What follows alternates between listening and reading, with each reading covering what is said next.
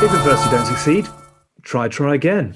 Or so they say. Hello, everybody, and welcome to the second recording of this week's The Good, The Bad, and The Rugby with me, Alex Payne. It's a great pleasure to be having yet another run-up to our show this week. It's a warm welcome back to the same show, to Ellis Genge. How are you? Very well. In the middle of cooking a Thai red curry. I'm very sorry to pull you away from the Thai red curry. It's a very warm welcome back to the show, to Jack Willis. How are you? I'm good, thank you very much. How are you getting on? Yeah, long time no speak. Long time no speak. All of 18 hours. We had a very, very nice chat yesterday evening, about 2 hours of chewing the fat and getting through life and the ups and downs of being a professional sportsman. And we spent quite a lot of time, Jack, talking about the fact that you were in Shadowlands and the disappointment of obviously not being picked for your country and how you are now training with your club and all that malarkey. And I don't even think the ink is dry on the page. I don't even think the download of the pod to the editors is complete. And you're now in the England squad. So let's start with congratulations. Thank you very much. Yeah. Bit of a whirlwind day, to be fair. It's not, well, you don't really expect it heading into training, especially as camp's not even officially started yet and there's not really much going on. I didn't really expect it at all. But yeah, I was just in the club doing some weights. I missed the call from the team manager and then I went back to my phone after because we were about to head out for rugby. So I got all changed, was heading out, and then I just checked my phone quick and saw all that. And I was like, fuck it. Oh, I don't know if I want to swear on there.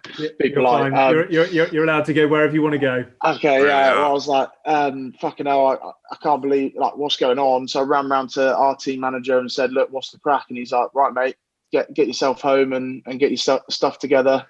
Be ready for packed, ready to head down tomorrow. So yeah, a bit mental. I didn't expect it at all, but fantastic and chuffed, mate. Ellis, I loved your reaction before we started recording.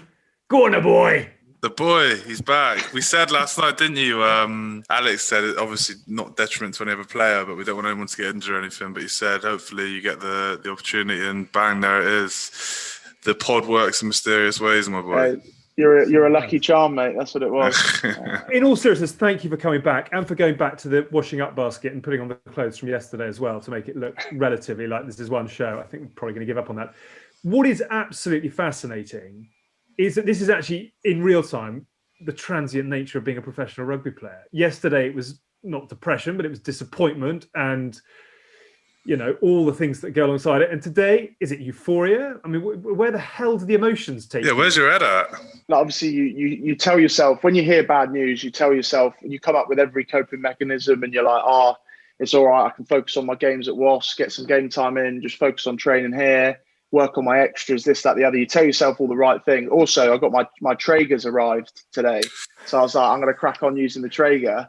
Good plug. And then, send me some free pellets, please, if that's all right. And then when I first saw it all, you're like, obviously I'm chuffed that I can't wait to get in and get down there, but it's shock and you're just a bit like, hang on a minute, that's not what I thought was going to happen. And you prepared yourself for the complete opposite. And then, and I feel like it's weirder the fact that camp's not even started yet. Whereas if I was called in halfway through, you're kind of like, training knocks or whatever happens. Yeah.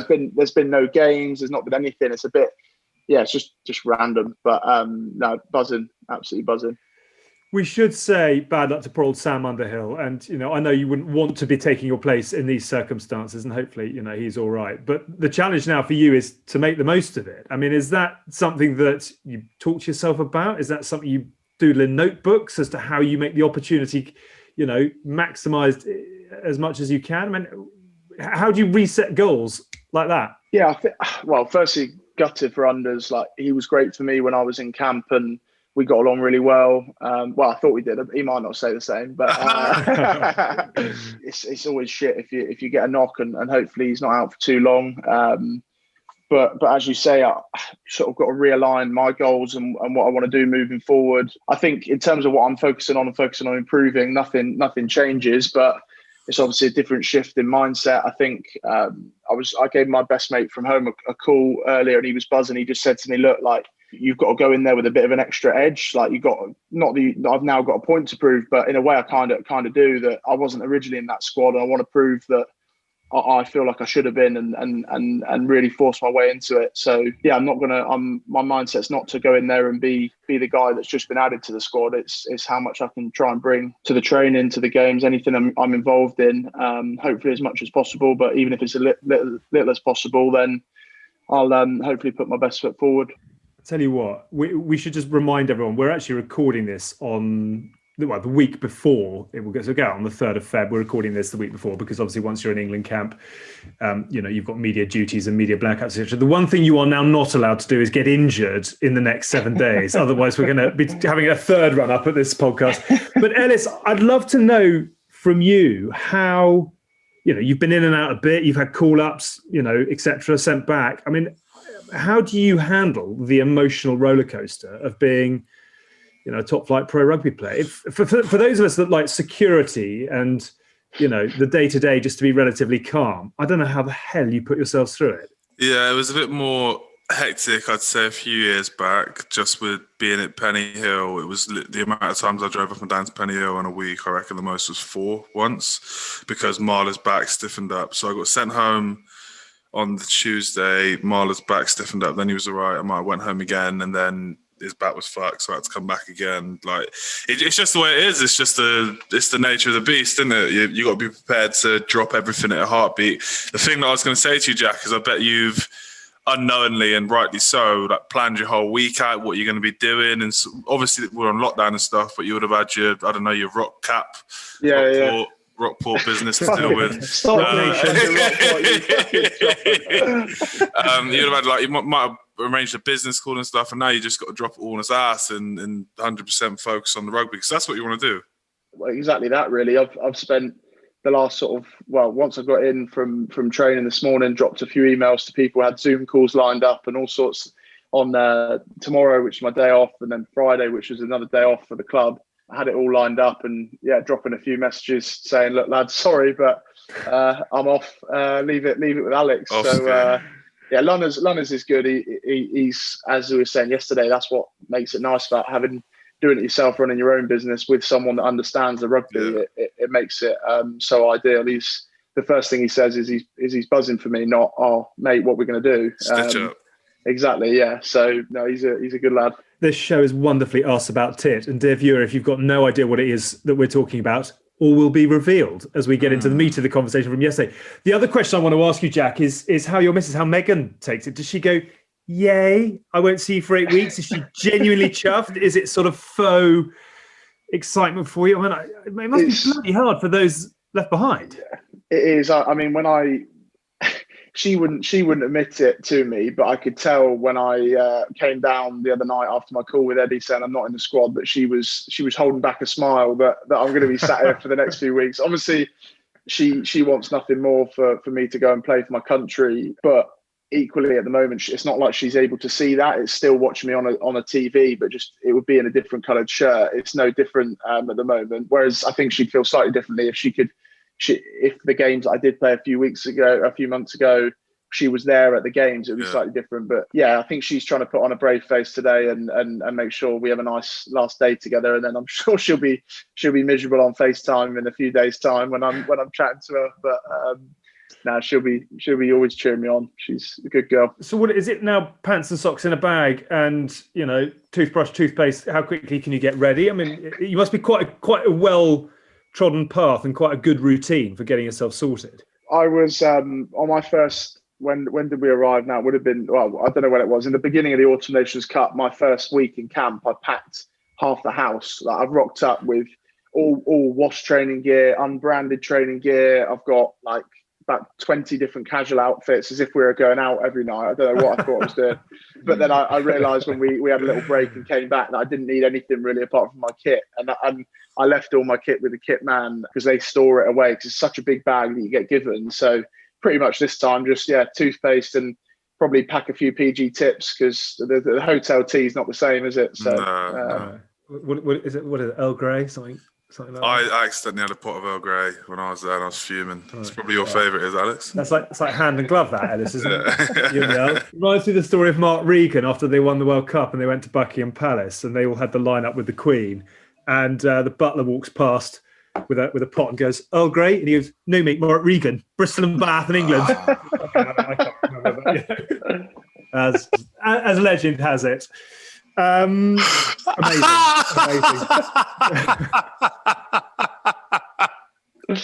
Fucking brilliant.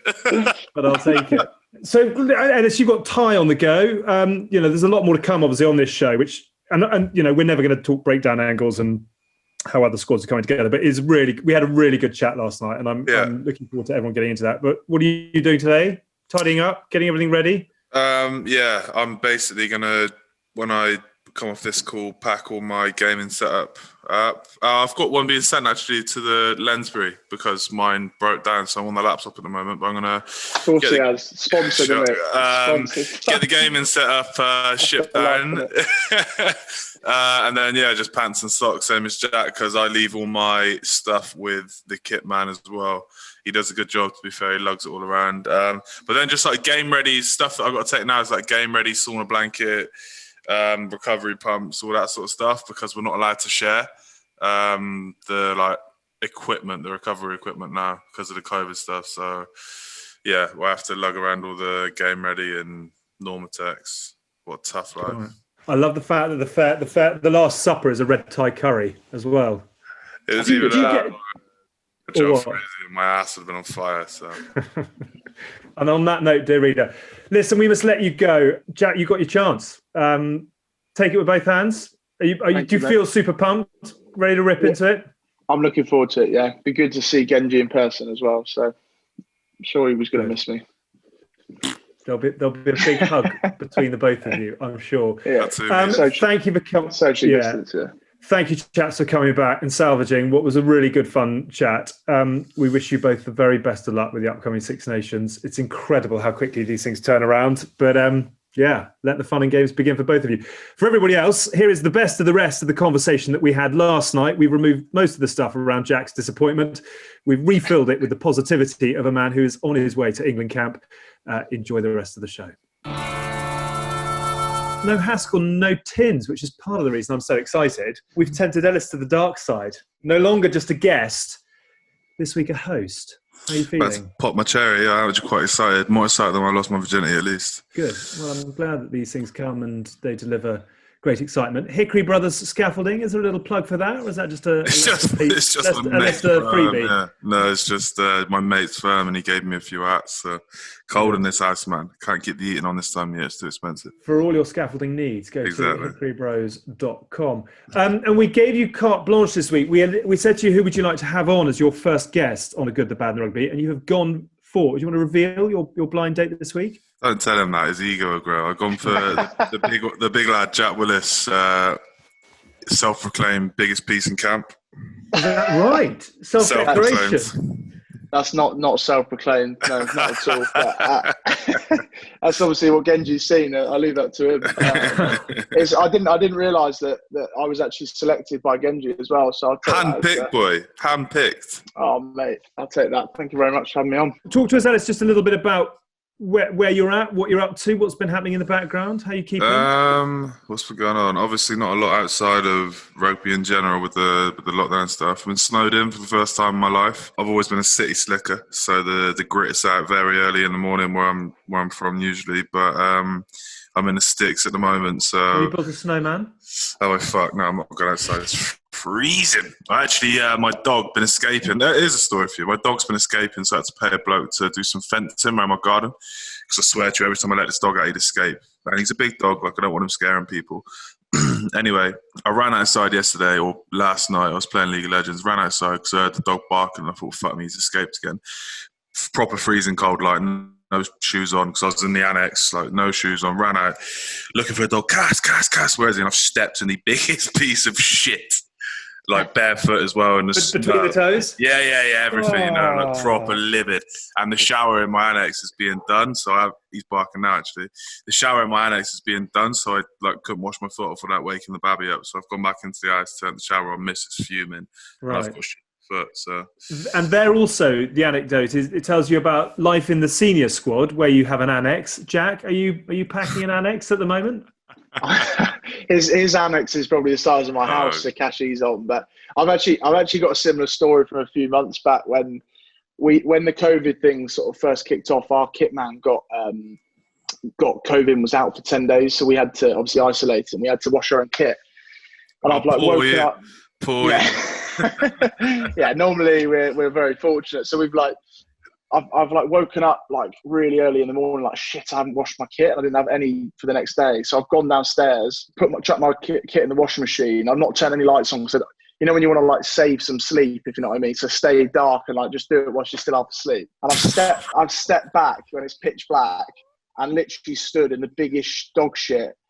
And I was like, you know, when you're not, like, you can't even get angry. I didn't know what to do, though. I couldn't move. I was like, one on my feet. I didn't want to walk the shit around the house. So I was like, shouting my missus at like 4:30 in the morning. I was like, hopping up the stairs. I was like, good for the cut-off. Good for the cut-off. I was like, Megan. She's like, what? And I was like, I can't move. I'm sitting dog shit. She's like, I've been here. Man down. She's literally she's like, what do you want me to do? I was like, well, fucking come and help me then. Like, I can't fucking move. But yeah, just things like that. Sometimes, just when you're not in the mood for it, they catch you. But you would have been all right though, surely, because you're mental flexible. So why don't you just lift your leg up and put it into the sink? Yeah, but my legs can't extend and like go over to the sink. A few hops. And I reckon the old look at that. Do that again. Oh, for those listening, that's incredible. That's unbelievable. We had a team first session, which is basically where we all sort of sit around and talk about what we think we can do better as a team, and it's sort of like a psychology session, but we police it ourselves. So it's just the boys in the room, and I think at the time actually I was taking the pictures like for the new boys in the squad, and obviously Jack being one of the newer lads in the squad. Everyone was putting their pictures up on this big board, and I was sat there happy with myself. You know, I'm not very organised myself, so I've organised the big debut for everyone to put their photos up of their family, friends and that, and I'm sat there, and at the corner of my eye, and he knows what's coming, I see Willis pull his foot up to his face whilst he was talking to one of the boys, just pulled his foot up to his face. He was like just chatting, like, oh yeah, I think my picture's gone under. Literally foot by face like that, and I was like, Jack, I just said, Jack, what the fuck is going on? And what's the story behind why you're so flexible, boy? I don't really know. The way I think it started off was I played football when I was younger, like started at sort of 5 or 6, quite young. And one of the coaches was like really big on making us stretch and stuff. So he's like, lads, we've got to warm up properly, do our stretches. And I think when I was young, I was quite flexible. So all the lads around me were like, like when you're a kid, someone's like, look how good you are at stretching. I was like, oh, okay, I'm good at this. So I kept doing it. So I kept practicing it. I think I always wanted to be the most flexible when I was like young, playing in the football train or whatever. And then I kind of just slowly realised that it actually was quite helpful rugby-wise, and just thought, you know what, got to keep working on it. I do stretch a lot, like you say, like I'll randomly have my leg up by my head. I'll do that just sat on the sofa, like stretching, trying to loosen your face. Not just you. Mrs. loves it, mate. Yeah. Talk me through the photo board. That's cool. That's quite sweet. Does everyone bring photos? Oh no, we've had loads of stuff, and like this, they do it when we were away for like a long period of time. So I think for the World Cup one, we had our dogs and stuff on the wall, which was quite cute. It might have been the World Cup, might have been Six Nations, can't remember. But they always do little things.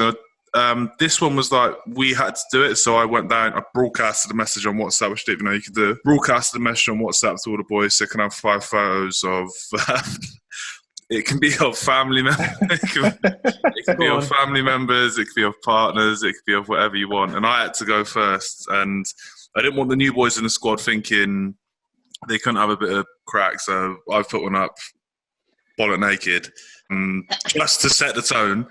And then the lads sort of followed suit. Otherwise, I feel like everyone would have been a bit stiff, you know? Bollock naked? Yeah. Especially after seeing me. What kind of photos are we talking about here? So, yeah, basically, it was nice, though, because you found out some interesting stuff about the boys. A few boys played instruments I didn't know they played. We need a little revelation on that. Sam, what does Sam do? He plays the guitar or ukulele? It has to be the guitar, flute. I think. What was the story? I mean, I wasn't there, Genge, but I just found it hilarious that I think was it at the World Cup or something that Unders was playing guitar in his room. And no, mate. It was like when we first arrived, we had like random roomies. Usually, obviously, when you're with each other for a long campaign, they just let you pick your roomie because otherwise you might end up killing someone. And Dales was with Underhill. And Sam's like been listed as one of the worst roomies. I remember once he was rooming with Johnny May and he like took his toothpaste. Like, it's not a big deal at all. Jack used my toothpaste, couldn't give a fuck. But for some reason, Johnny got real angry about it and was like, I want you to replace this toothpaste. And Sam never replaced the toothpaste. And then someone added a bit of spice, a bit of Salt Bae on top of it. And it sort of progressed into Sam then used his toothbrush. Elliot was hating the fact that he was rooming with him anyway. And I'm pretty sure it might have been Treviso. Sam basically used his guitar. He sat there in the corner playing Shotgun by George Ezra, is it? Great tune. Yeah, well, it's not a bad song. Once you've heard Unders sing it about 50 times, monotone in the corner, like, dun, dun, and like everyone was just fucking hating it. Elliot filmed it, so now every time we have like a social, we get Unders up to sing that song, basically. Fuming. And does he take that well, Sam? Or he never used to. I think he does now. He's obviously the kiddie, isn't he? So he's got to take it. Yeah, exactly. The other thing I wanted to pick up on is in your meeting of self-betterment, what did you both contribute to the group? It's different every time. So sometimes it'd be like, what are you going to sacrifice? Literally changes week to week. So I think this week was just a case of like, let's get to know the new boys. But sometimes they can be, how you feeling, boys? Like, what do you want to take into this week? New boys are making their debut. What do you think about the game? Literally ranges from anything. Like, just whatever you're feeling, literally what it says on the tin. Love it. Jack? Yeah, I think for me, I was more just trying to sort of take it all in, really. It was my first time in camp, so I wasn't going to be sort of coming out with any big, bold statements, just sort of hearing from the group and taking it all in, really. You didn't just wrap your foot around the back of your head and say, I think we can all work on our flexibility. Or meditation, yeah. Meditation. Levitation. Do you know, funny enough, I was thinking earlier today, it's almost 12 months since you announced yourself to the world with a try in the Calcutta Cup, a post-match beer, and labelling everyone in the media sausages. I mean, obviously you've been doing a few bits and bobs before that, but, you know, that was the moment the world took up and took notice. How do you guys find out now? Is it just WhatsApp? I think Haas told me this, actually. I think no news is good news. Like, if you don't get a phone call, if you don't speak to someone, usually stay low, move fast, that sort of thing. But no, I didn't. No one rang me up and said, look, you're going to be in the squad or anything like that. You sort of have ongoing conversations with people. For example, it might be with the S&C and you might say, right, we're going to go after this in camp, and right up until the day when you know, like, the squad's going to be announced the next day.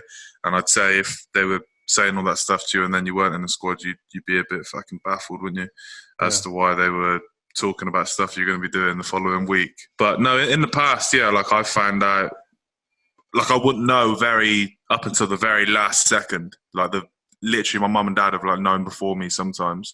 And that might just be me, because I tend to try to keep away from it all. What I did back in the day, sort of 2017, 2018, that was the be all and end all of my life. That's all you care about is selection when you're a bit younger. But now, obviously, I've got the babby, I've got a dog, I've got other shit. I'm stepping in shit in the morning. So you've got other stuff going on, which I feel sort of don't shield you, but it definitely takes you out of that, not media spotlight as such, just all the notifications and stuff and texts and people talking about the rugby 24/7. Whereas now you sort of, right, if it happens, it happens. If it doesn't, then you've probably had the conversation anyway. In the early days, I can imagine the heart starts pumping and the hairs on the neck stand up and I'm off to play for my country. Nowadays, it's like, right, I've got a job to do. Let's get to it. Kind of. Well, I do feel as though, and I don't know how the other boys feel, Jack, you would have felt it as well, is with COVID especially, like now it's almost that is the regime. Like, right, I'm off to work. My missus is like, oh, you're going away for 8 weeks. And I just spoke about it the other day and she was like, oh, surely you enjoy it though. Surely you enjoy it. I'm like, yeah, fucking hell. I made the best of that situation. But don't forget, like, we're in a bubble. We can't leave. It's not the norm. Like, I'm not there having a piss up every day and jolly with the boys. And they do so well in camp to make it comfortable for the lads and sort of try and not make you homesick and all that sort of stuff. And we do little activities. But now the COVID restrictions, I think, have been cracked down on again. So who knows what's going to be happening in camp. We've just got to adapt. Classic. We've got to adapt and move on. Every game as it comes. Just be ready for whatever comes us. Yeah, love it. Another game next week. Can I ask you, I don't know what your relationship's like with Joe Marler, but it's, you know, we've obviously spoken to him in previous carnations on this pod and have sort of kept up with him as a result. Do you flick him a message and say, big hug, mon brother, hope you're all right? Yeah. No, I think it's a bit of a actually. Strong start. Yeah, no, I good. spoke to him earlier before it all got announced. He messaged me, he said, Babs, I'm not coming into camp. I can't remember if I asked why. I said, look, boy, do what you got to do. I hope you're well. And I sent him a selfie of me looking pretty minging at the time. Start bullet naked again. Do you wear clothes in any of your selfies? Below this t-shirt, you don't know what's going on. Whatever makes you comfortable. It must be tough for you. Like now you've got the little one going into camp. You must find that like much tougher. And that's what I mean. And I think like Marler's got 1, 2, 3. I think he's got 3 kids, Felix, and one more on the. I think he's got one more on the way. I'm not 100% sure, but he's got a load of babbies, and I think like it's hard for me having one young kid, and he's got like 3. Felix, I'm sure he's got 4. I'm not 100%, but he's got so many young babbies, and he's like real close with his family. Do you know what I mean? He lives at like quite a secluded place where it's always just him and his family. He's a relatively weird bloke anyway. He'd be open with you about that. So he likes to be around his own family more so than he would other people. Ironically, has a podcast where he speaks to other people about their feelings and that. But it must be so tough for him. And then, like you've seen in 2016, he took time out, which basically gave me my opportunity. I probably wouldn't be here now if he didn't, to come on the scene. He took time out then because he was struggling with it. And you think that ongoing battle that he must have had for the last 4 years to then leave for camp every single time you got like your missus in your ear saying, I need fucking help with this, I need help with that. Like I've just had to get a dog walker because now I'm going away. Obviously someone else has to walk the dogs. My missus won't be able to do it with the baby. And I expect Marler's just struggling with stuff like that. I can't obviously speak for him, but yeah, for me, definitely that's the pressures that I feel is like me going away, who's going to look after the house basically. And I think he's made a decision based on what he feels would be best for his family, and you got to support the boy all the way, aren't you? I was going to say just that. In 2021, you end up respecting him more for the difficult decisions that they make. It's not the 50s and the 60s that they make. Exactly. You stick your jaw and get on with it. Is it quite easy for you, Jack? Obviously, I presume you're training with the club in Shadowlands, are you? Or have you got to box up and move out? No, just cracking on with the club. I think I kind of look back over the last 3 months, and I've actually not played much rugby now because like you sort of, since the final, then went into camp, and obviously for me, I was in and around the fringes of the squad, trying to be involved as possible during the autumn nations, so you don't end up playing sort of week in, week out. Just trying to fight for a spot, and then I went back and played one game for Was. Then we came back and I played one more game. Then we had our sort of 2-week compulsory break. Came back and since then only played sort of a game and a half really. And over the last few months I've actually not played much rugby. You just want to be playing as much rugby as you can really. I think that's the hard thing, isn't it? Sometimes Genge, you probably not so much now, you're pretty much involved in every match day squad, but like for the England stuff, if you get caught in between, then it probably, you don't play as much rugby in that middle ground, do you? Yeah, I remember when I first sort of got into the mix, got my cap in 2016, and then I don't think I played again till end of 2017 for the Argentina tour. But I had Cockers as my DOR, so every time I'd go away to camp, get absolutely pounded on the Monday, Tuesday in camp, and then everyone would have a day off on Wednesday, but I'd be training at the club on the Wednesday, train on the Thursday, team run, then play on the Saturday, and just repeat, mate, for a year, literally a year straight. Then eventually my body and that was because he busted into flames. But is that because he wanted you drinking from the pints of the old school, or was that just how Leicester did it? I mean, was that you individually, or was that just the system? Yeah, I never know really. I never really ask. When you ask those questions, mate, why are you working me so hard? It's not one that goes down too well. Yeah. So I used to just get my head down, get on with it. And I was told as well growing up that like I should never really be seen in the physio room because that means that there's something wrong with me. It was stupid advice, but I took it. So I'd literally be there like grinning and bearing in fucking, not agony as such, but just in pain where I didn't know I could get pain. Back's paying for it now. And yeah, like Jack said, it's tough because I wasn't starting for Leicester at the time. Marcus, so if he was fit, he was starting. What a player he was. And then eventually Marcos got injured as well. So then I had to do the same process and then play on the weekend too. And looking back on it, when you're older and more senior, I think the game's changed a bit now. Like even being a youngster, you can almost be a senior player. Like I'd assume Jack's one of the senior players at Wasps. You can sort of voice your opinion a bit more, but you have to go through that hardship first and sort of earn your, I don't want to say it, I have to say it, earn your stripes to, earn your stripes to sort of be able to have that conversation, because you have, haven't you? You've got to prove yourself, you've got to prove your worth, because otherwise you could just fucking fall off the face of the earth and still walk around trying to call all the shots. But I think the other thing with that as well is like you want to, as you said, prove yourself to the boys. You want to prove yourself to the boys as much as the coaches. Like you don't want to be that one that's not training on a Monday because they're still sore from a game. Like you want to be the one out there, and I still would want to be that guy that's always out there training, whether I'm 20, 21 or 31. I hope I'm still going at 31. I'll be impressed with the legs. Well, you're flexible enough. Well, I was going to say, with that flexible frame, you're going to be fine. It's a really interesting point, though, about it's no longer about time in the saddle that gets you seniority. It's more about ability. And Jack, I mean, do you have you got responsibility at Wasps? Do you feel quite in there with the leadership function? Yeah, I think I'm quite lucky in the sense that I've been sort of.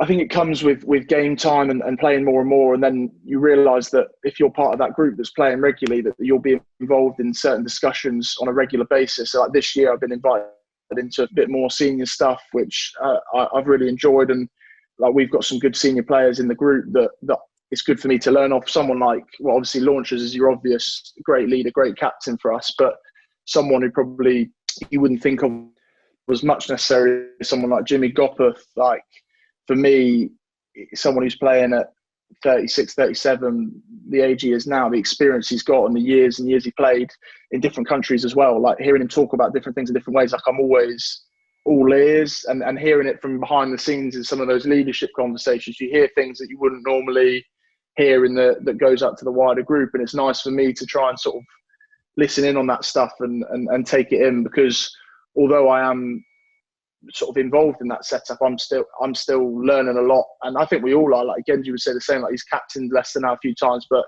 doesn't mean he knows everything leadership wise. Like you're always learning in that sense. So yeah, it's a learning process as much as it is trying to input at the time, because like me and Genge are probably quite similar in the sense that from a club environment anyway, like I'm not afraid to voice my opinion.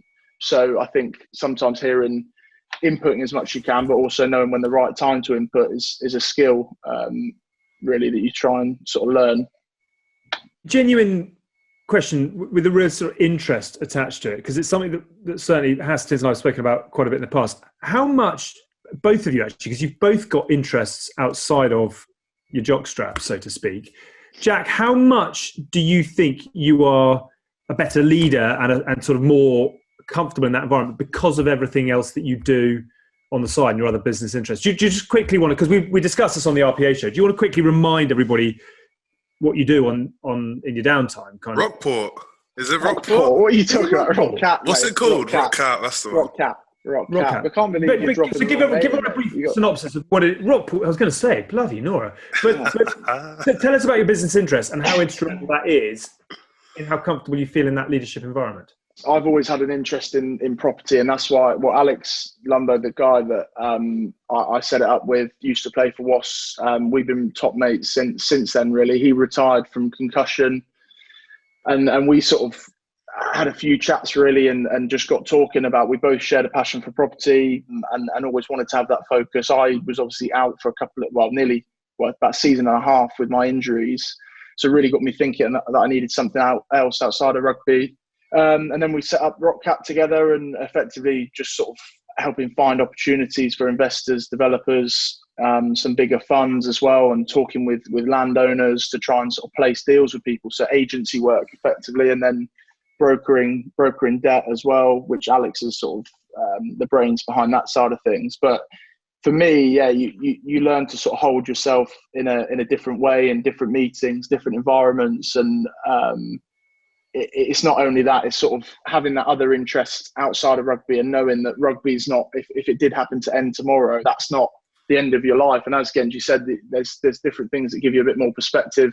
Could be having a little one like Genge has, or it could be an injury like I had that makes you think rugby could have been the end after those sort of 18 months I spent out. But you learn to appreciate everything else you've got and give yourself other focuses. And now, at the end of a training day or whatever, I'll be on Zooms, doing Zooms, talking to people, having phone calls, emails, like it's just nice to have a different distraction, have something else going on, because you can have a bad day at the club and really let it get on top of you for the rest of the day, or you just take that hat off in the car and crack on with something else. And that's how I try and see it. Genuine question though, boy. I think I spoke to you about it a little bit in camp anyway. But because you had a mental injury, like crazy, what was going on with you?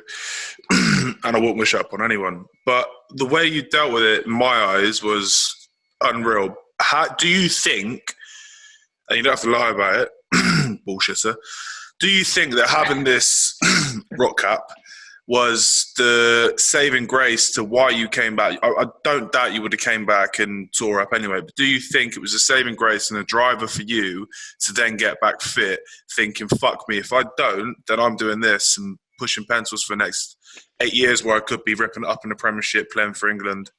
Alex and I hadn't actually set up the rock cap stuff when I did my injury and during my injury, but the conversations had probably started a little bit during that, because I was panicking. Like, there was points in my injury where I was like, fuck, am I going to, is this it now? Like, I remember, honestly, I'll send you the picture at some point. When I woke up, so I had, it was 2 days after the Sarries game where I had my ankle operated on, my left ankle, and then about 8 days after that, I had my right knee operated on to fix ACL, LCL, hamstring, popliteus, like the lot. It was all popped off the bone.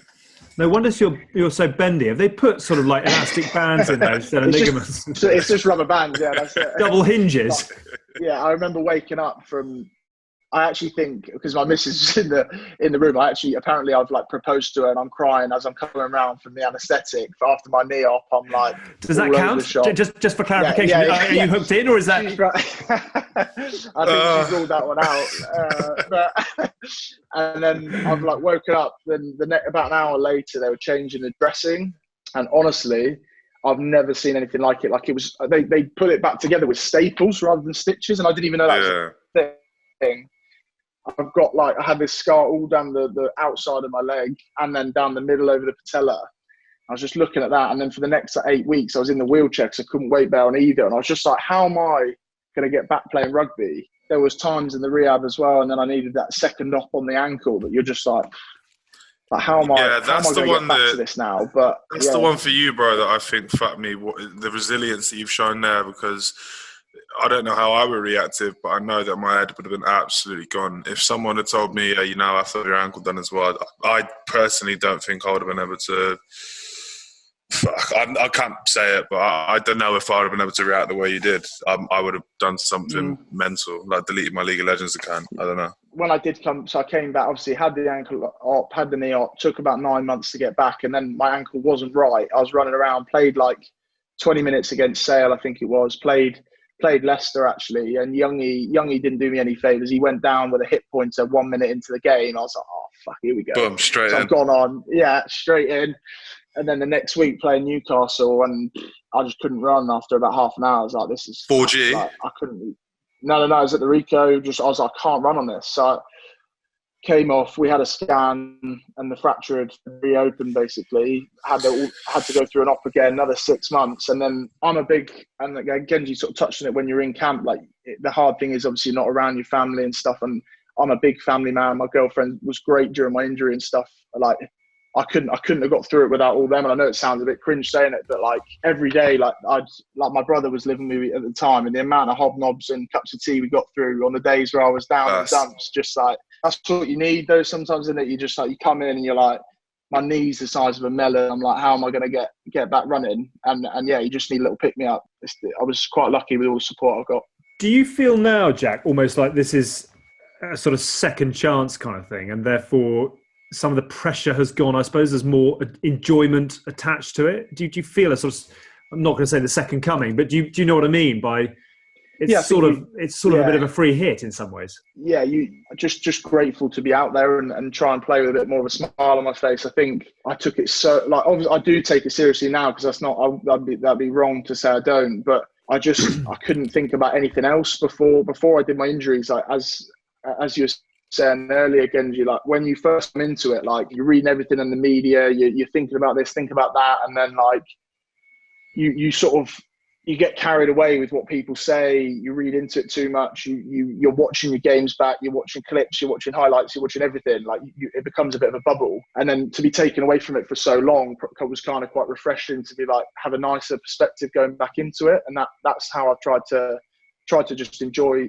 my rugby. And whenever I do get too bogged down and overthink it, which I have been guilty of even in the last few months, I definitely don't play as well. So I think it does help when I just like relax a little bit and just try and enjoy it. Ellis, it's sort of a similar question to you, really, but you've done your players' epoch.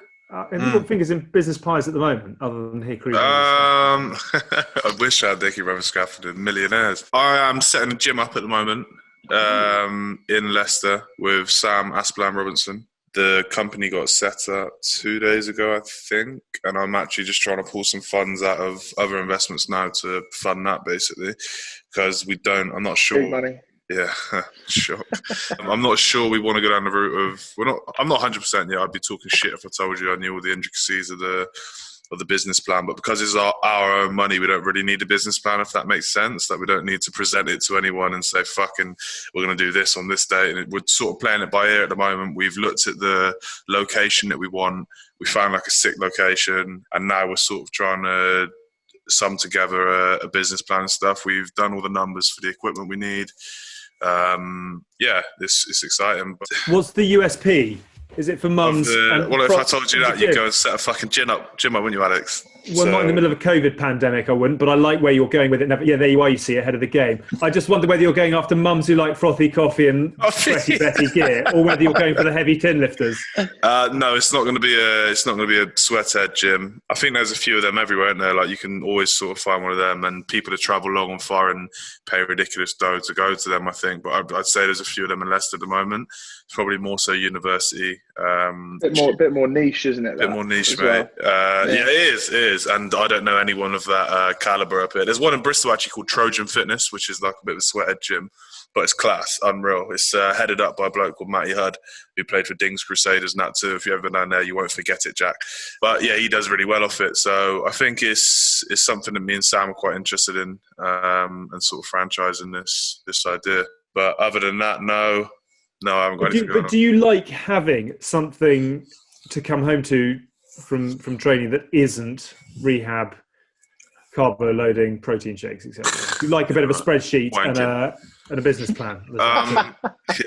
I'll tell you what, and Jack sort of mentioned it then, the thing that I've learned in my little experience I've got over the years is that, firstly, people who are interested in rugby want rugby players to be in business with them, for whatever reason. Secondly, the skills you sort of learn, like Jack said about those leadership groups and the meetings that you have and you learn with other people, the skills that you learn when you're in those meetings are so transferable to the real world as such that it's crazy. So I'll go on a meeting or a call with someone and someone will say something, I don't agree with it. And if I were to pipe up and say, hang on a minute, I don't think we should do it like that, why don't we do this? Everyone's like, fucking hell, can't believe do you know what I mean? And that doesn't really happen in the office world. You've got your boss, whatever they say is the last thing. Whereas, like, I can imagine it wasps if Launch has said something and Jack didn't agree with it. He'd be on Launch, I don't know, why don't we? And Launch would listen to him. Fucking hell. Crazy, right? But these people, like, in the office world, they just no idea that this is how, not necessarily a better dynamic, but this is another way you can do things, whereas people actually have a point of view. And if you listen to all of them, you might find a better idea, as opposed to, right, this is what we're doing and we're sticking with it the whole way. If it crashes and burns, fuck it, we're all going down. We're all sinking. That's the thing. If there was HR in the rugby world, it'd be a different kettle of fish. Yeah. You have to probably learn to, like, not hold your tongue, but when you can and can't speak, moving into the business world, it'd be slightly different. Like, that's why I think for me and Alex, it's good that we've set up something like on our own. We're not answering to anyone at the moment. Because I do feel like if I was going into a situation where I was working for a company at the moment, I'd like you there may be a situation where you get caught out saying something you shouldn't, or equally you can't have that same freedom. Whereas Alex, if I said to Alex, mate, like, for example, when I went into England camp, I didn't do a day's work on rock cap stuff because I wanted to focus on my first camp. But then you look back on it now and I'm like, well, actually, I watched quite a bit of Walking Dead when I was on my room. I could have done a few emails. Like, you kind of, like, you learn. But for me, it was my first time going into it. I wanted to make sure I was doing everything right. But if I was working for someone, you wouldn't have that freedom. So it's nice that you can do it in the right way. Learners would have totally understood that though. And like, if you were working with someone else, for example, Alex, I'm joking. Someone in like another, exactly. Someone in a different office environment, they'd probably be like, "Wow, why isn't Jack pulling his weight?" And they would understand the sort of pressures and the constraints that you've got, because you can't always be in your room at camp doing work. Like, there are a few people that do. And fair play, they'll be millionaires, Rodney, at the end of it. But firstly, they don't have the crack. They don't see me dishing people up on the snooker table. They don't have Genge making mental coffees for them, frothy coffees. And they don't get asked for some FIFA, do they, Jack? So they're missing out. Don't talk about that. Yeah, they're missing out in a big way. But you got to get the balance, I feel, the social balance and the work balance has to be in tune. Otherwise, like Jack said, your head just fall off. So the interesting thing, and I can't tell you as an oldie who's watched a lot of rugby and spoken to a lot of players, it's so reassuring to hear that the life after rugby is more present. It's something that the players now are doing more about than perhaps they were doing 10 years ago. I just wondered whether, for both of you, it's something that you feel very comfortable doing, or whether it's something that you kind of have to put your arm around your exercise book because coaches might think that you're not necessarily as dedicated as you should be. It seems there are some players that can get away with doing a lot of extracurricular stuff, and some like Hask who get left out of 15 England squads because he's constantly schmoozing and schmoozing. I was going to ask you, Jack, so obviously you and London set that up on your own, but do you have someone who sort of supervises or directs you, or you've just gone in completely Stevie Wonder? Pretty much, mate. And obviously it's a steep learning curve, but sometimes going in at the deep end is the best way to do it, because if you sort of work your way in slowly and always looking for advice at every corner, then you're never really gonna get anywhere quickly. But equally, there's plenty of people that we know now, relationships we built, that we can be like, pick up the phone and be like, "Oh mate, what's your thoughts on this?" and get advice. So it's quite a nice balance. How did you start with that? Did you just cold call, like just ring a company and say, "Listen, I'm Jack Willis, this is Alex Lundberg, we want to do this with you"? So kind of, but slightly more articulate. I'd like to think it was slightly more smooth than that. Yeah, embossed business cards, right? From not out of a travel service station.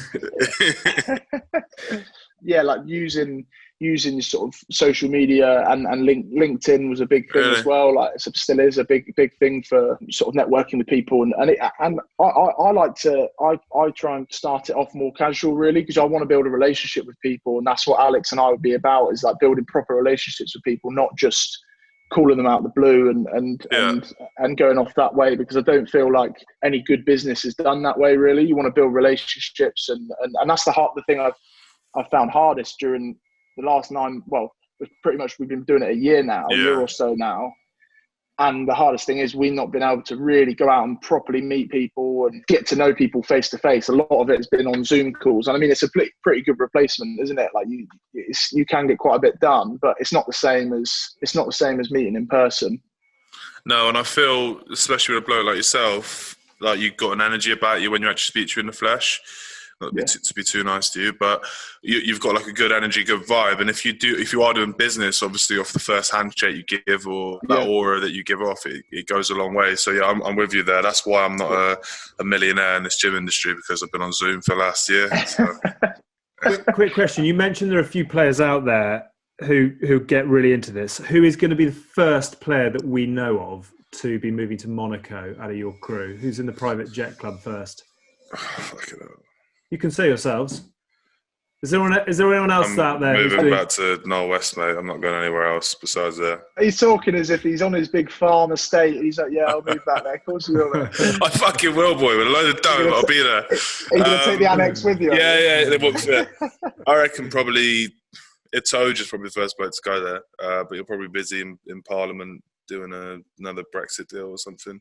He's one of those who do a lot of extracurricular work when we're at camp. We don't really see too much of the the big man. He does come sort of like, I don't know what the word is. You sort of see him bobbing through, and then like he don't play a game of pool, won't jump on FIFA or anything, but he's there. You see, Maz was down here a minute ago, and now he's up doing fucking his 10 law degrees or something like that. Yeah, there's a few undercover workers. Charlie Yules, but I don't think he'd ever go to Monaco.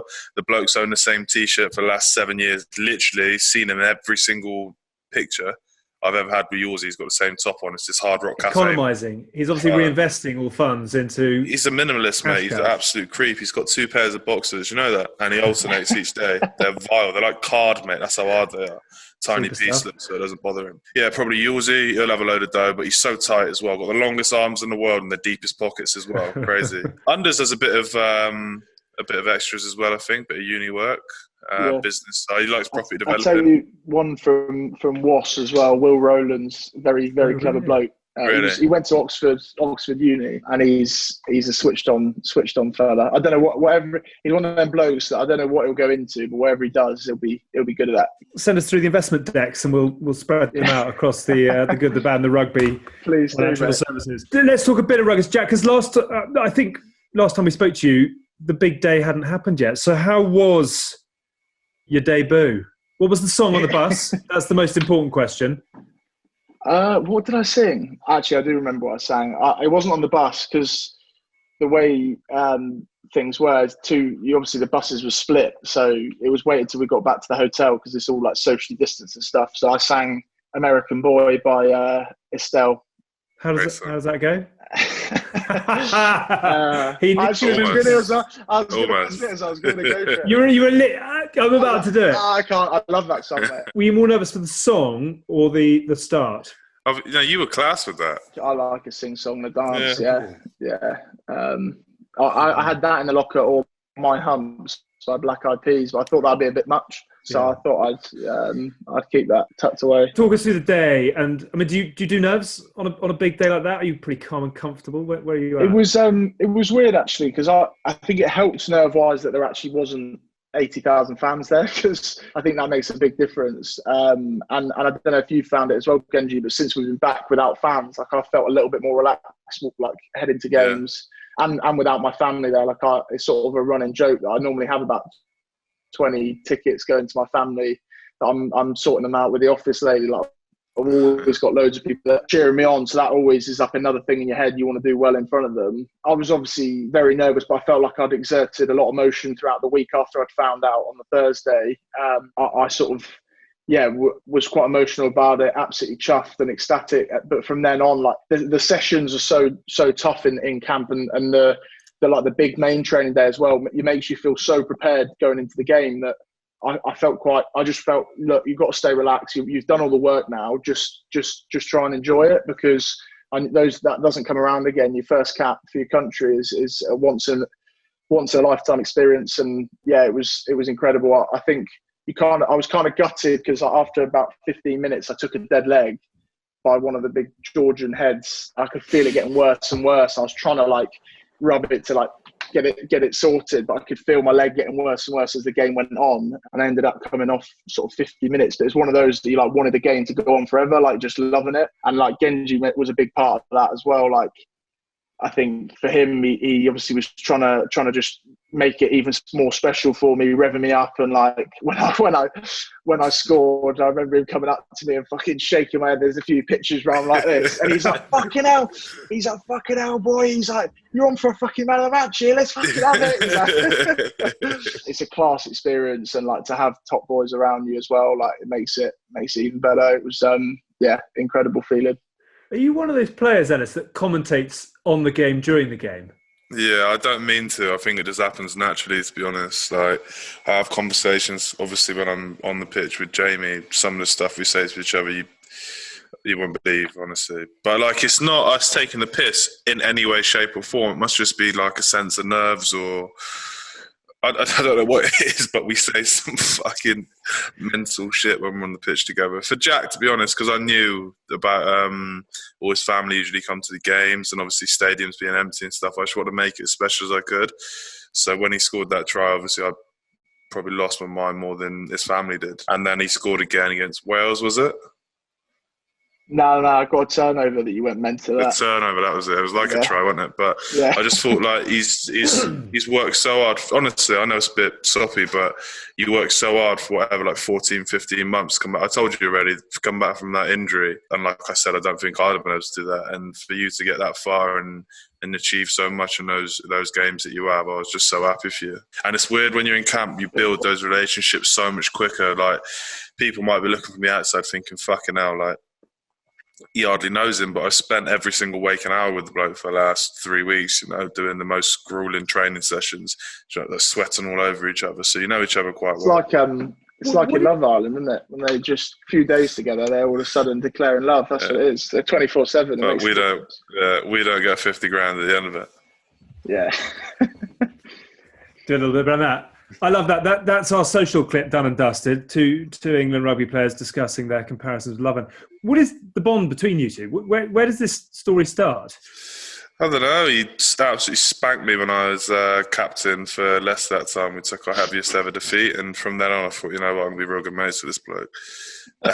Is that it? So it's not age group. I never did any age group stuff with Jack. I remember. So you got injured semi-final. What year was it? 2018. 2018, he got injured in the semi-final, 4G, Sarries away, getting the turnover, got hit out of the ruck, bang, worst injury of his life, and the last. And I remember I was in camp at the time, obviously, and the look on some of the boys' faces who knew you was just they were so devastated, and they were just describing you in a way that I thought, fuck me, I'd probably get on quite well with that bloke. And then again, you weren't fit for the World Cup bit either, were you? I just had the second surgery on my ankle. Yeah, so I remember... I think it was Launchers or someone speaking to me about that again. And then 2020 came around and I seen you fucking literally man of the match every single week. And I thought, this boy's got a proper buzz about him, good energy. And then like Edshire and a few of those boys that used to speak about you, and they've got some good stories of you, as you can imagine. And he's decent on the piss as well. So then when we got into camp and we had a few beers together, we got on like ice on fire. But yeah, there's no like age grade love story there. Same with Sinks though. Like I never knew Sinks before I went into camp, and I get on well with him a lot of the time. We do clash now and then, but we do get on well. It is weird. It is weird as well. Like everyone kind of knows everyone by the time you played like a couple of years in the Prem. Like you get to know everyone at the end of a game, whether it's a quick handshake, and you know people through people, and you kind of you build that mutual respect as well. Like when you play against each other, like if you rate someone, you have a bit of that sort of level of respect already, and then quite quickly spend a few days together. And the environment of being in camp so intense that your relationships, and I think that's what helps like mold international teams together, is that intensity and how much time you spend with each other is why it works. Why do you and Sinks clash? Jack just said something really nice, and I saw you picked out of that. Really lovely, Jack. We'll frame that and clip it up. Why do you and Sinks clash? I think we're very similar in, when you're so similar to someone that you argue sometimes. So then when we're on the training pitch, Jack will be able to back me up. He's a very intense trainer, and he's one of those that speaks a lot when he's on the pitch. And sometimes he says some stuff that I don't agree with, so I'll give him a little shove in the back. He just loses his mind sometimes. That is very interesting, actually, because there's so many photos of you. Normally, whenever photos come out off training, you and Sinks are cuddling, or there's a little over the shoulder cuddle, or there's a sort of, not quite holding making up. There's a lot of love there as well. Yeah. We've I've known him now 5 years, so and we've been in. Besides when he went away to Lions, we've been in like every single one of the tours together, roomed with each other twice. I don't think he likes to room with me because I'm quite messy and all I do is game, and he goes to bed quite early, and he's not tidy by any means at all. If it's his, actually, it's really tidy, but if it's yours, he won't keep it tidy. That's his thing. Like he'll leave your toilet in a right 2 and 8, but if it's his, no, it's fine. So yeah, we've grown to love each other over the years. These are the insights that people come for. That's exactly what the world needs to know. Talk us through. I mean, let's talk a little bit at Six Nations. Obviously, you will be in camp when this goes out. Are you in tomorrow? Is that right? Wednesday, I think. Wednesday. And is that a bit like the first day of school? Is it bags of stash and lots of meetings, or is it just style in and crack on with it? I think we're using the same kit as what we had for the Autumn's Cup, I want to say. So economy, obviously, budget cuts. The only time I've ever been given like fresh kit bags every time you go in was 2016-17, and that was because there was a transition in colour scheme or something. But no, I think we're using the same Umbro kit. There was a vicious rumour going around that we're going to get shell jackets, the proper old school Umbro football. Oh, really? Yeah. Love it. We'll see if the kit man's pulled through. But if he hasn't, there'll be hell to pay. Is it quite fun getting back into camp? Is it quite a lot of noise and chit chat, or is it you just got meetings? Yeah, when you first come in, it's quite like, well, when there wasn't the COVID stuff, it was like proper social hit. Excuse me. The second you get in, like, boys are just loving seeing each other again, especially like with the Saris lads who obviously we haven't been playing against for a long time. It'd be nice to see some of those boys. But with the new COVID stuff, I've heard rumours that it's going to be coffees on different tables, etc. So we'll see. I don't want to tee this up for you both to offer a complaint, because I know that's not what it's about. But Jack, COVID ? I mean, how has that shredded what is the dream job for so many people who'll be listening to this? I mean, is the reality fairly far removed from that at the moment? Are you having the nasal thing every other day and isolated when you train and that kind of rubbish? Yeah, we're now on 2 tests a week. So like this, I think I have mine done this morning and got another lot done on Wednesday. And then before we get our results, we train in masks. So like today we were training. I mean, we didn't actually train on the pitch today because it was so snowy. So we went to the Rico and did like an indoor thing. But yeah, it's we have to wear masks all the time now. Indoors meetings are outdoors. It's gone sort of up another level, which it's better that than rugby getting called off, isn't it, really? So, like, I was saying this the other day as well, because all the snow came down, like a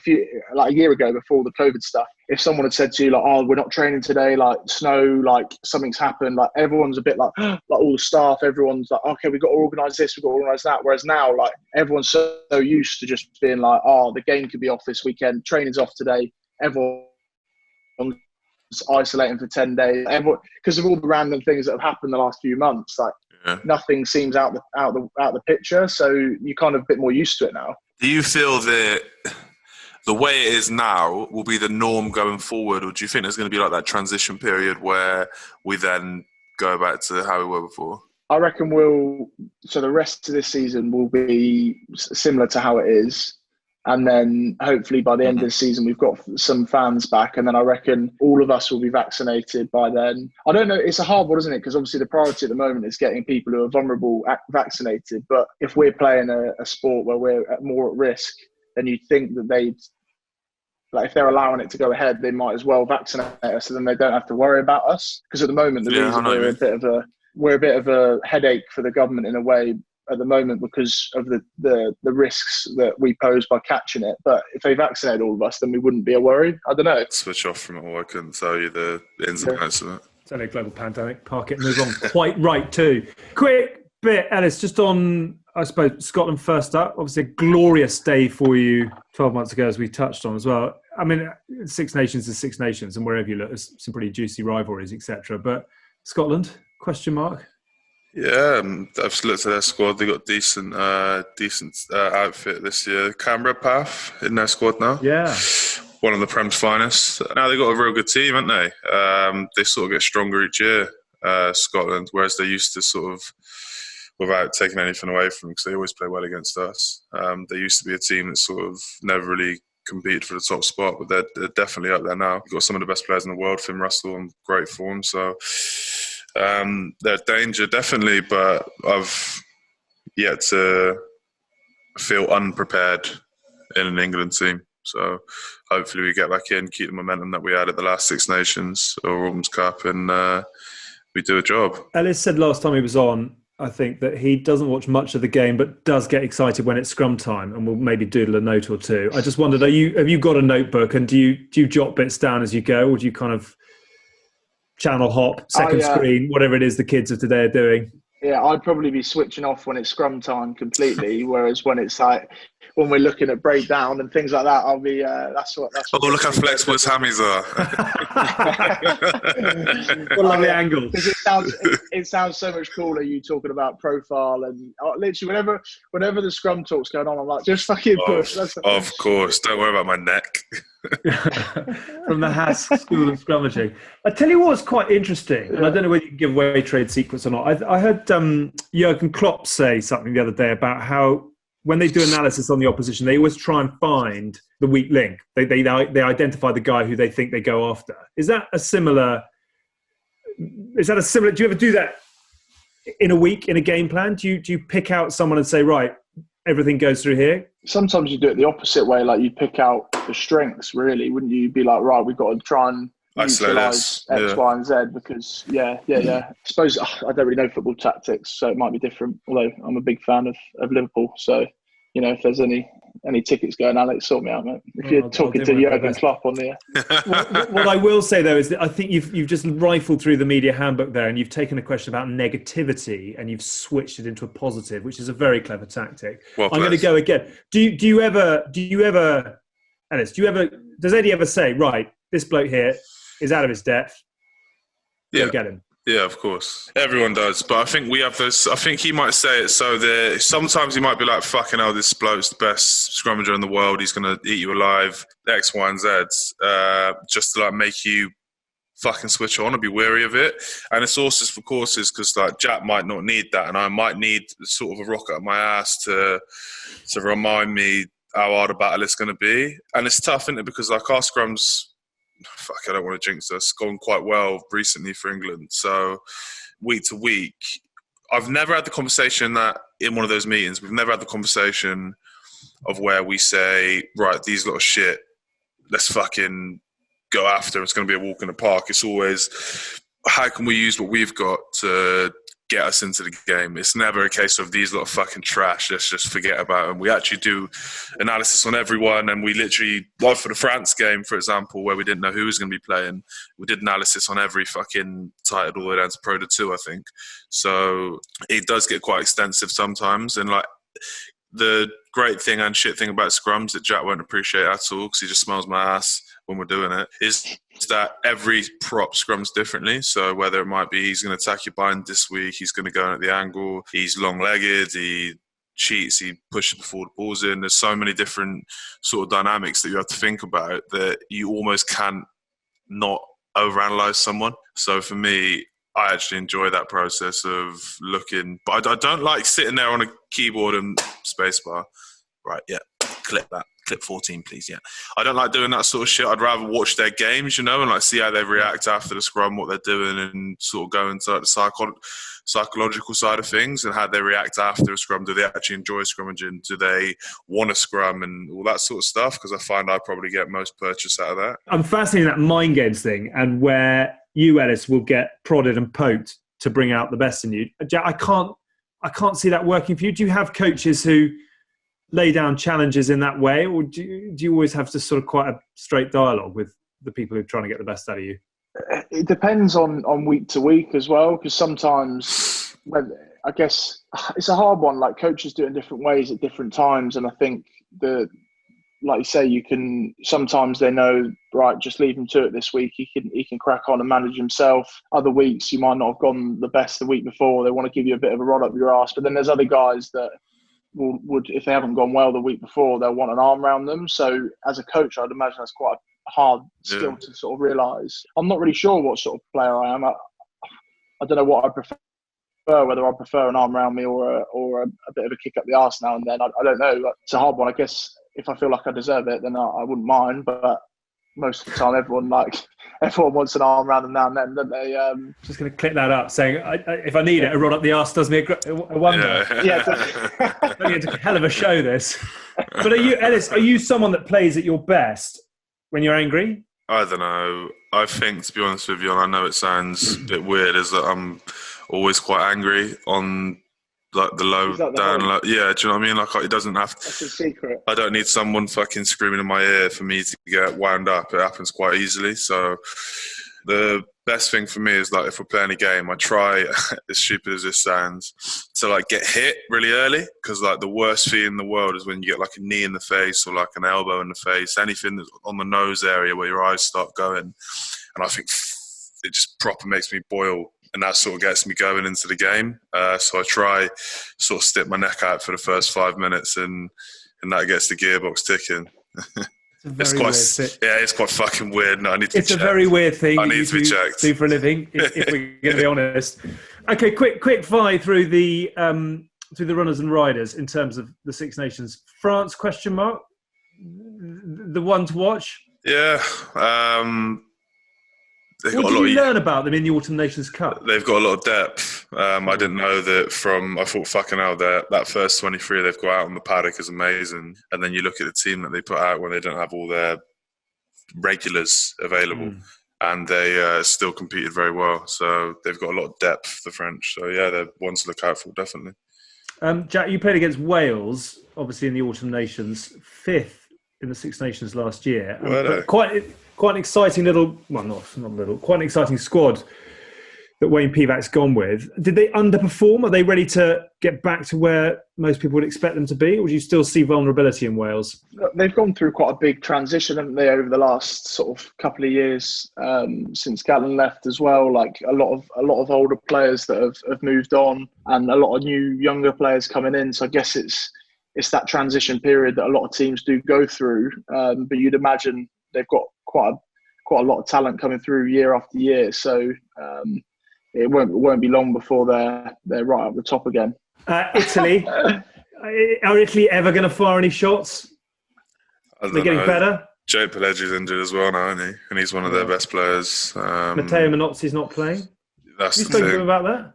I'd imagine it's a similar sort of situation to Marler. Not that I don't think he's got any kids or anything, but it is tough going away from. He sort of made England his home now with his missus, and when he used to go back to Italy, I'd imagine he'd go back to Italy and be able to see all his family, and it would be brilliant. Like go into camp for a few days, see his family, the rest.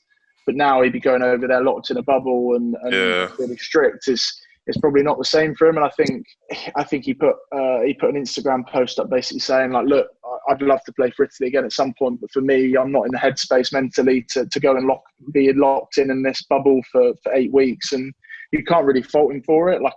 You have to do what's right for you, don't you? And if it's going to mess you up mentally, it'll probably have a longer effect on him and a worse effect on his career for the next year or so if he does it that way, rather than just being like, look, hold his hands up, 2 months off of it and get back to it. I think he loves it at Wasps, which is nice. And it's nice to know that he feels that Wasps is so appealing to him that he can choose that over going and playing for his country. It just shows that hopefully we're getting some stuff right at the club at the moment. It's good.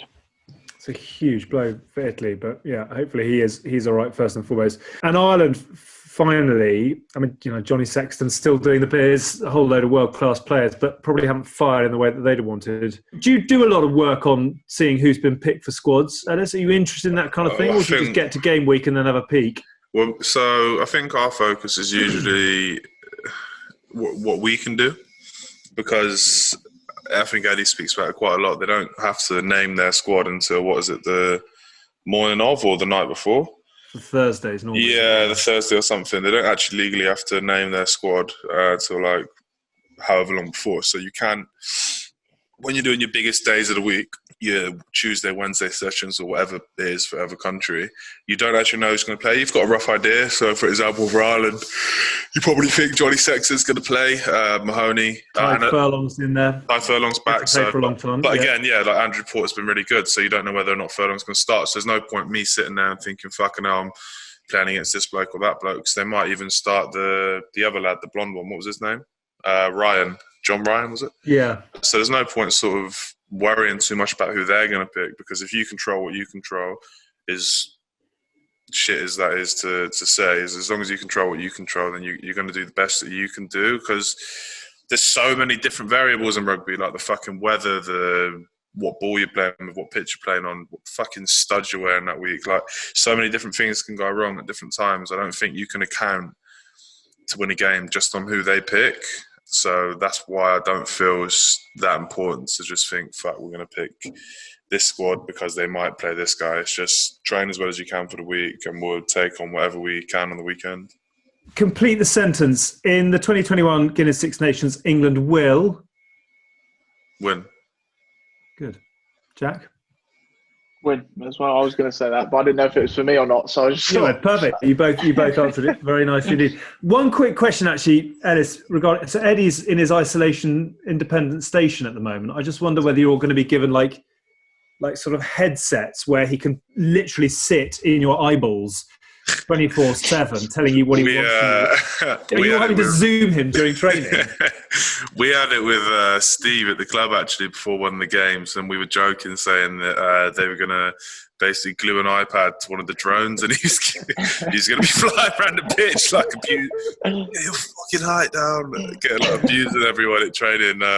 So there were a few jokes about that. Who knows? I wouldn't put it past Eddie to be flying around on the drone during training, but I think he might be all right for the Thursday training, so I guess that's when it kick off.